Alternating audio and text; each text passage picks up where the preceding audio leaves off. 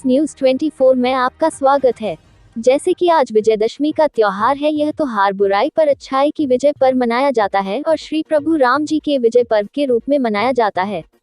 इसमें रावण का वध कर जैसे श्री राम में विजय प्राप्त की थी, वैसे ही एक बुराई होती है जिस पर आज के दिन ही विजयदशमी का त्योहार मनाया जाता है।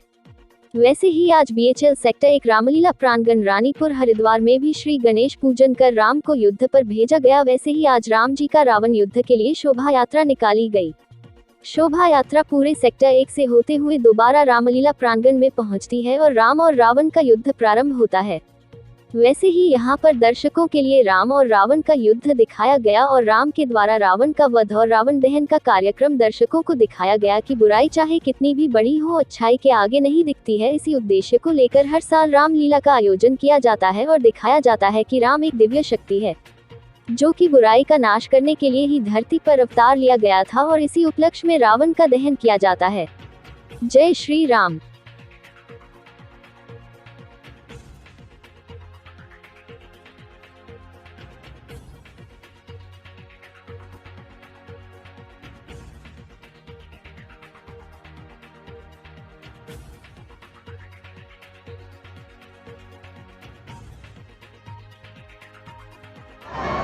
आज इस विजयदशमी के बारे में आप जो रामलीला कमेटी के अध्यक्ष हैं, आप पूरे क्या प्रकाश डालें? सर्वप्रथम मैं पूरी जनता को, देशवासियों को विजयदशमी और आने वाला त्यौहार दीपावली की बहुत शुभकामनाएं और बधाई देता हूं। और ये कहना चाहता हूं कि जो भगवान राम ने अपनी मर्यादाएं जो हमको दिखाई हैं, सुझाई हैं, उन पर चलें, उन पर चलने का प्रयास करें। प्रभु राम ने जो एक आदर्श प्रस्तुत किया है, जिस तरह से उन्होंने मानव में जन्म लेकर जो आदर्श, जिस तरह से आप देखते हैं कि पिता का पुत्र से, पत्नी का पति से, भाई का भाई से जो संबंधों का एक व्याख्या की गई है रामचरितमानस में, वो कहीं ना कहीं हमारे बीच जिंदा रहनी चाहिए। और मैं ये भी कहना चाहता हूँ कि बुराई पर अच्छाई की जो विजयदशमी का जो पर्व मनाया जाता है, उसमें ये भी कहा जाता है कि बुराई कहीं बाहर नहीं होती, बुराई हमारे अंदर है। हम अपने अंदर की बुराइयों को जब ख़त्म करेंगे तभी समाज की बुराइयां दूर होंगी। और रावण, हमारे अंदर का जो रावण है, उसको हमें मारना पड़ेगा, तभी जो है हम जो रामलीलाएं का मंचन होता है, तभी ये चरितार्थ है कि तभी उनका उद्देश्य हमारा सफल होगा। जबकि हम अपने बच्चों को, सबसे पहले हम आपको परिचय करेंगे। मैं अंजू द्विवेदी पूर्व महानगर अध्यक्ष रही हूँ और इस समय प्रदेश सचिव के पद पे हूँ महिला कांग्रेस कमेटी की।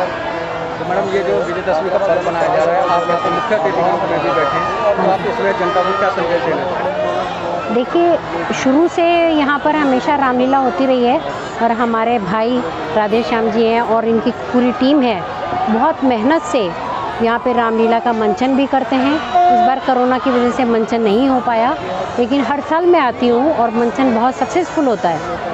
तो उसमें बस यही है कि हम लोगों को ये संदेश देना चाहते हैं कि जो हमारे रामचंद्र जी के टाइम से संस्कार चलते चले आ रहे हैं, वही संस्कार हम अपनी आने वाली जनरेशन को भी दें और वो संस्कार बच्चों में आए, तभी हमारा इसका जो। सबसे पहले हम आपका परिचय और आपके मुख्य अतिथि के रूप में हमारी शुभकामनाएं हैं। अब परिचय मैं दूँ तो ठीक नहीं लगना। मर्यादा पुरुषोत्तम भगवान राम के विषय में कुछ भी कहने के लिए मैं बहुत तुच्छ प्राणी हूँ। मर्यादा पुरुषोत्तम ने पूरे विश्व के सामने मर्यादाओं की पराकाष्ठा पे जाकर उदाहरण प्रस्तुत किए और वास्तविक मानव जीवन के अंतर्गत किए।